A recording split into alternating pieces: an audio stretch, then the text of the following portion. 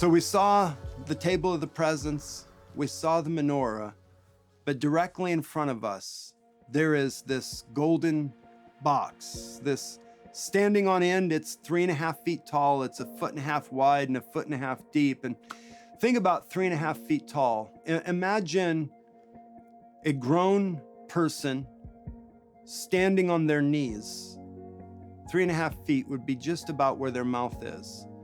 The altar of incense is the altar of prayer. This incense is a holy incense. It was made up of 5 different fragrances that were beaten together into one incense that was only allowed for one purpose. It was never allowed for anything else than to be used for the tabernacle itself.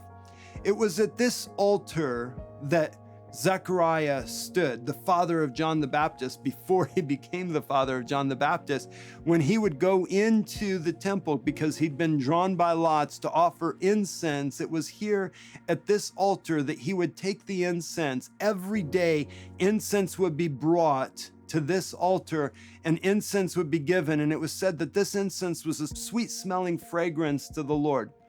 And while the priest would bring in the incense, all the people would be in prayer as he came in, because it would represent, the smoke of the incense represented the prayers of the saints rising before God.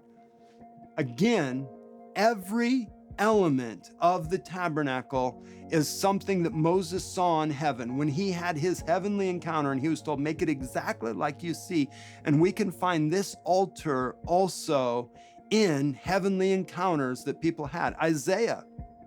When Isaiah saw the temple itself and the veil was removed and he was able to see the eternal reality that was behind this physical representation of the temple where he was at, and he saw the glory of the Lord and the train of the Lord filled the temple, and the seraphim crying out, holy, holy, holy. And he says, oh, woe is me, I'm a man of unclean lips, and I live among a people of unclean lips.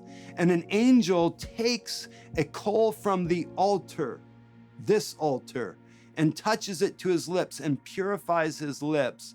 It's at the place of prayer where our lips are consecrated to the Lord, where the impurities of the speech of the people that we live among, how we're so flippant about the words that we use, that the words that we use are not holy words, but they're careless words, that it can be purified in the place of prayer. It's in the place of prayer where our motives are purified, where our hearts are purified. See, this altar is seen by John in the book of Revelation. He sees this golden altar, and it's where the souls of the martyrs waited for their justice. And it says that the prayers of the saints were filling up bowls, and then the angels would take the bowls, which were the prayers of the saints, and pour it on the altar, and it would be incense, and it would rise up.